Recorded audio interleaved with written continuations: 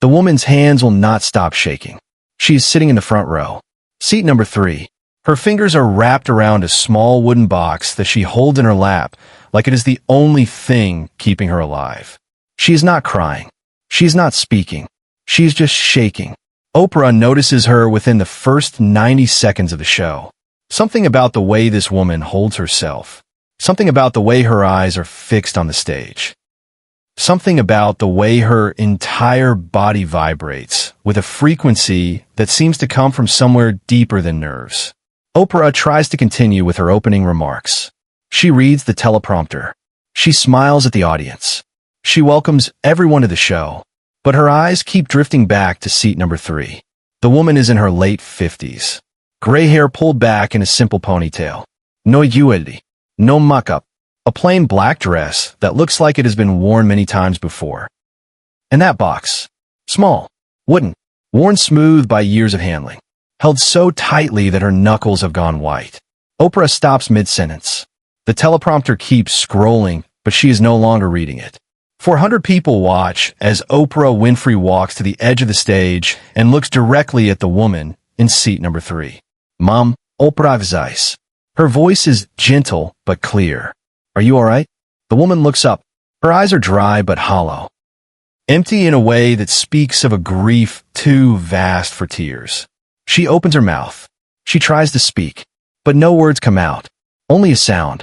A small broken sound that is somewhere between a gasp and a sob. And Oprah Winfrey makes a decision that will change the next 3 hours completely. She steps off the stage. She walks down the 3 steps to the audience floor. She approaches seat number 3, and she kneels down in front of this shaking woman. What is in the box? Oprah asks softly. The woman looks at the box in her hands. She looks at Oprah, and she speaks for the first time. 3 words. My husband's ashes. The studio goes completely silent. How do we get here? Rewind 119 minutes. The morning had started with routine. Today's show was about second chances at love. 3 couples were scheduled to appear. Each had found love later in life. Each had overcome obstacles. Each had a heartwarming story to share. Standard programming. Uplifting. Hopeful. The audience had filed in at 9 a.m. Coffee was served. Seats were assigned. The warm-up comedian did his routine. Everything was normal, except for the woman who arrived at 8:47 a.m. She was early, unusually early, the first audience member to arrive. She approached the check-in desk and gave her name. Eleanor Vance. The production assistant found her ticket confirmation and handed her a lanyard. You're in the front row, the assistant said with a smile. Seat number 3. Lucky you. Eleanor took the lanyard without responding. She walked into the studio. She found her seat, and she sat down with the wooden box in her lap and did not move for the next 2 hours. Other audience members arrived around her. They chatted with each other. They took photographs. They expressed excitement about seeing Oprah in person. Eleanor sat in silence. One woman tried to strike up a conversation. Is this your first time seeing Oprah? She asked. Eleanor nodded. How exciting, the woman continued. I have been a fan for 20 years. What brings you here today? Eleanor looked at her. Something in her expression made the woman stop talking. I am sorry, the woman said quietly. I did not mean to intrude. She turned away, and Eleanor went back to staring at the empty stage. Holding her box, shaking. Subscribe and leave a comment, because the most powerful part of this story is still ahead. When Oprah knelt before Eleanor and heard the words "my husband's ashes," she did not stand up. She did not return to the stage. She did not try to move on with the show. She stayed there, on her knees, looking into the eyes of a woman carrying her husband in a box. Will you tell me about him? Oprah asked. Eleanor's shaking intensified. She looked at the box. She looked at Oprah, and something broke open inside her. His name was Robert, she said. Her voice was hoarse and used, like she had not spoken to anyone in a long time. Robert James Vance. We were married for 34 years. Oprah nodded. How'd he die? She asked gently. Eleanor's jaw tightened. Pancreatic cancer, she said. 8 months from diagnosis to death.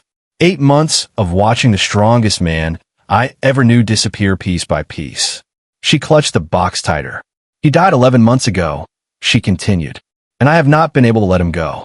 Oprah placed her hand gently on Eleanor's knee. "What do you mean?" she asked. Eleanor looked at her with eyes that held a decade of pain compressed into 11 months. "I carry him everywhere," she said. "I take him to the grocery store. I take him to church. I take him to the park where we used to walk together. I talk to him every morning. I tell him about my day every night." Her voice cracked. "People think I've lost my mind," she said. "My daughter thinks I need professional help. My friends have stopped calling. My neighbors look at me like I am a ghost myself." She raised the box slightly. "But I cannot put him down," she said. "I cannot scatter his ashes. I cannot say goodbye. Because the moment I do, he is really gone. And I do not know who I am without him." The audience sat in stunned silence. Oprah did not move. She understood something that the production team did not. This woman had not come here for the show about second chances at love. She had come here for something else entirely. "Eleanor," Oprah said softly, "why did you come here today? What did you hope would happen?" Eleanor was quiet for a long moment. Then she said something that made Oprah's heart stop. "I came here to ask you a question," she said. "A question I have been carrying as long as I have been carrying him." "What question?" Eleanor looked directly into Oprah's eyes. "How do you let go of someone when letting go feels like dying yourself?" Behind the scenes, Oprah made a decision that defied every producer's expectation. She stood up slowly. She turned to face her production team. "Cancel the scheduled segments," she said. "All of them. We are not doing the show we planned today." The producers looked at each other in alarm. "Oprah," one of them whispered urgently. "We have 3 couples waiting in the green room." Oprah nodded. "Apologize to them," she said. "Reschedule them for another taping. Pay them whatever inconvenience fee is appropriate." She turned back to Eleanor. "But today, we're doing something different." She extended her hand to Eleanor. "Will you come up on stage with me?" Eleanor looked at the hand. She looked at the box in her lap. She looked at the 400 people watching her. "I cannot," she whispered. "I did not come here for this.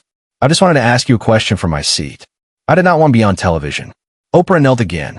"Eleanor," she said, "I have been doing this for 40 years. And I have learned that the moments we do not plan are always more important than the moments we do." She paused. "You asked me a question.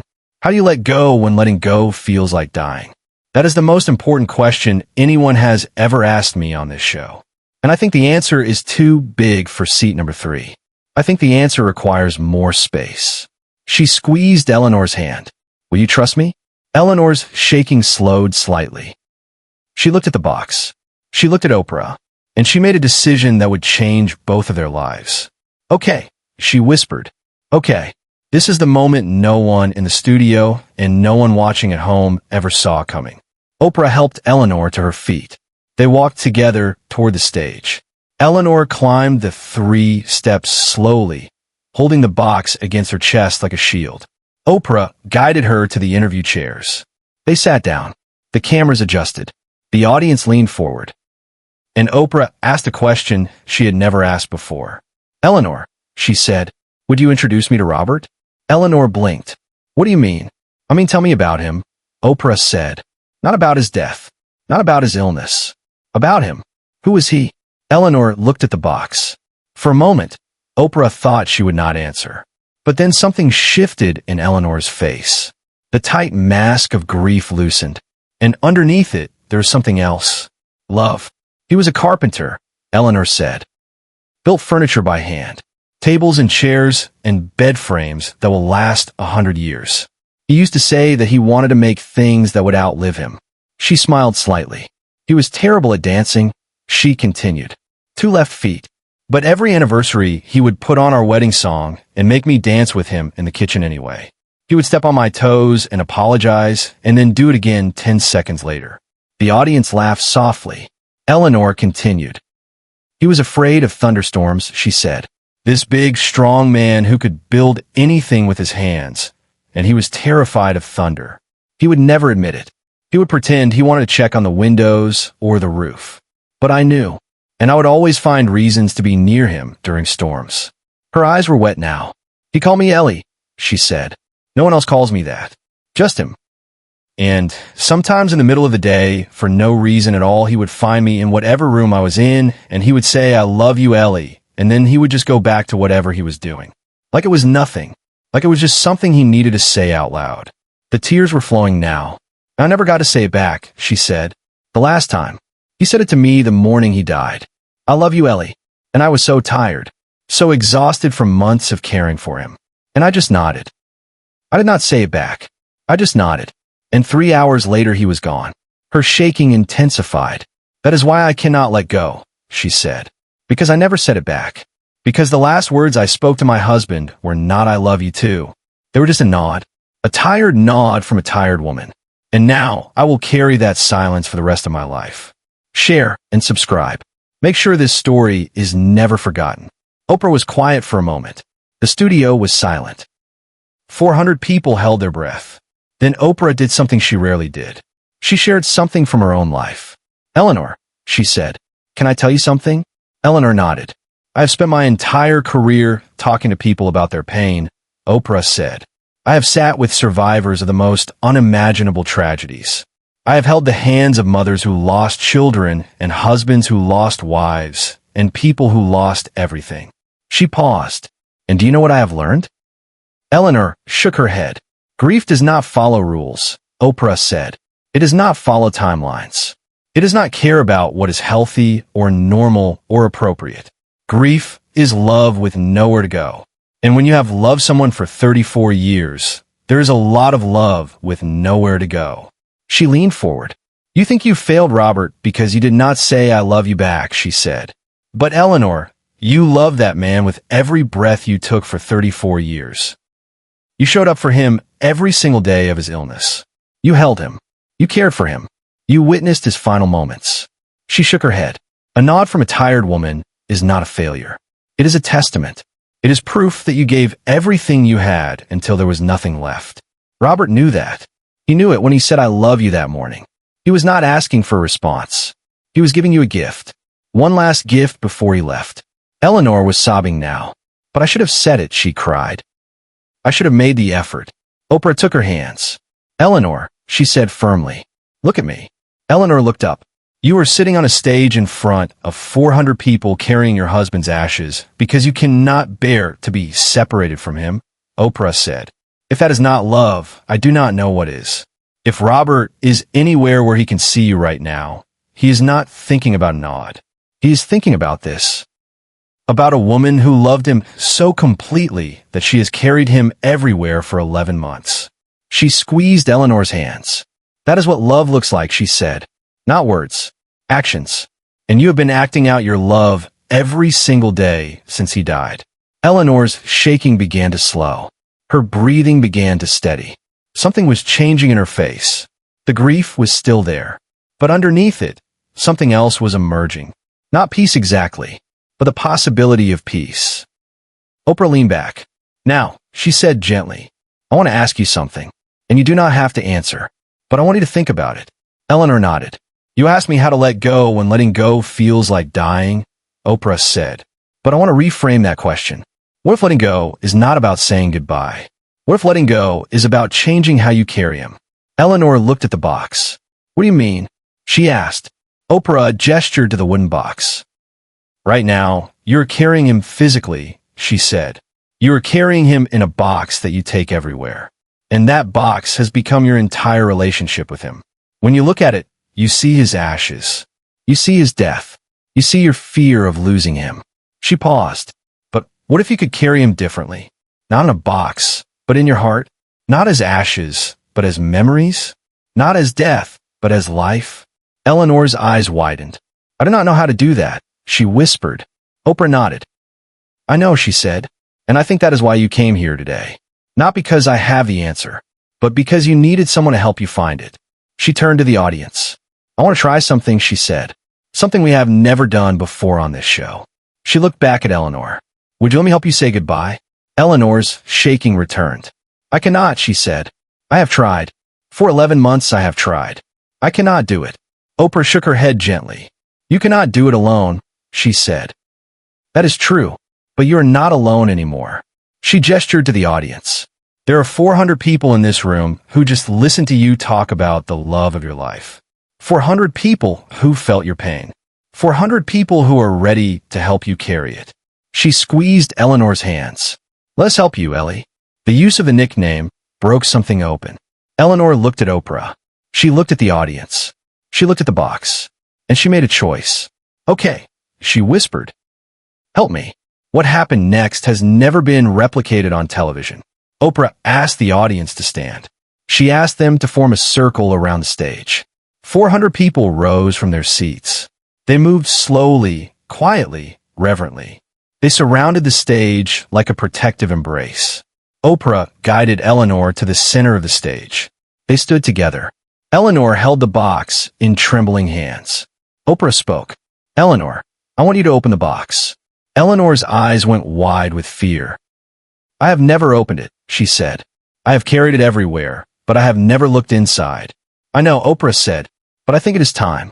Eleanor's hands shook violently, but slowly, carefully, she lifted the lid. Inside was a small plastic bag containing gray ashes. But there was something else too. A piece of paper, folded and tucked into the corner of the box. Eleanor stared at it. That was not there before, she whispered. I did not put that there. Oprah looked at the paper. Who else has had access to the box? She asked. Eleanor shook her head. No one. I have not let it out of my sight for 11 months. She reached into the box with trembling fingers. She pulled out the paper. She unfolded it, and she saw her husband's handwriting. He must have put it there before he died, she whispered. He must have known I would carry him everywhere. He knew me so well. She began to read aloud. Ellie. Her voice broke immediately. She steadied herself. She continued. If you're reading this, it means two things. First, I am gone. Second, you have finally opened this box. I know you, my love. I know you will carry me everywhere. I know you will not be able to let go. That is why I am writing this now, while I still can, so that when you're finally ready, I will be here waiting. Eleanor was sobbing. The audience was weeping. Oprah stood beside her in supportive silence. Eleanor continued reading. I want you to know that I am not in that box, Ellie. I am not in those ashes. I am in the dining room table I built for your 40th birthday. I am in the rocking chair on our porch. I am in every piece of furniture I ever made for our home. I am in the garden where we planted tomatoes every spring. I am in the kitchen where I stepped on your toes every anniversary. She was laughing now through her tears. I am in our daughter's eyes, the letter continued. In our grandchildren's smiles. In every sunset you watch and every thunderstorm you weather. I'm not gone, Ellie. I am just differently present. Eleanor clutched the letter to her chest. And I need you to know something, the letter said. That last morning, when I said I love you, I saw you nod. And Ellie, that nod said more than any words could have. That nod said I am here. I am with you. I will stay until the end. That nod was the most beautiful thing I ever saw. Eleanor collapsed to her knees. Oprah knelt beside her. The audience moved closer. So here's what I want you to do, the letter concluded. When you are ready, and only when you are ready, I want you to scatter my ashes somewhere beautiful, somewhere we loved. And I want you to know that you are not letting me go. You're setting me free, and you're setting yourself free too. That is my last gift to you, Ellie. Freedom. I love you. Now and forever. Robert. Eleanor held the letter for a long time. She held the box. She held the ashes. And then she looked at Oprah. I know where to scatter them, she said. There's a lake where we went on our first date. 53 years ago. Where he asked me to dance, even though there was no music. She smiled through her tears. He stepped on my toes that night too. Oprah helped her to her feet. Then let us go, she said. The show did not end in the studio. Oprah chartered a bus. She invited every audience member who wanted to come. 347 people rode with Eleanor to a lake 45 miles outside the city. They arrived at sunset. The water was golden. The sky was pink and orange and purple. Eleanor walked to the edge of the water. She held the box. She looked at Oprah. Oprah nodded. Eleanor opened the box. She poured the ashes into the lake. They caught the light for a moment, gray and gold and beautiful, and then they were gone. The water absorbed them. Robert became part of the lake, part of the sunset, part of the earth that would exist long after all of them were gone. Eleanor stood at the edge of the water. She held the letter in her hands. She read it one more time, and then she spoke. "I love you too," she said. "I always did. I always will. And I am ready now, ready to carry you differently, ready to find you in tables and rocking chairs, in tomato gardens and thunderstorms, ready to be free." She kissed the letter. She folded it carefully. She placed it in her pocket. And she turned back to the 347 people who had come with her. "Thank you," she said. "All of you, for helping me let go." The audience did not applaud. They did not cheer. They simply nodded, because they understood. Some moments are too sacred for applause. Some goodbyes are too holy for celebration. Some love is too vast for words. Eleanor Vance returned to her life. But everything was different. She no longer carried the box. She carried the letter. And she carried Robert in her heart. She started a support group for widows and widowers who struggled. To let go, she called it Differently Present. She met with people every week. She shared Robert's letter. She helped them write their own. She taught them that letting go does not mean forgetting. It means transforming. The group has now helped over 4,000 people. Oprah visits once a year. She sits in the circle like everyone else. She listens. She learns. She remembers. And every time she goes, she brings something with her. A small vial of water from that lake. The lake where Robert's ashes were scattered. The lake where Eleanor finally said goodbye. She keeps it on her desk. A reminder that grief is love with nowhere to go. And love, properly transformed, can go anywhere. Subscribe to this channel so you never miss another story like this. Because there are more boxes waiting to be opened. More letters waiting to be found. More goodbyes waiting to be said. And somewhere out there, someone is shaking. Holding something they cannot put down. Carrying someone they cannot release. Maybe it is you. Maybe it is time to open the box. Maybe there's a letter waiting inside. Maybe Robert was right. You're not letting go. You're being set free.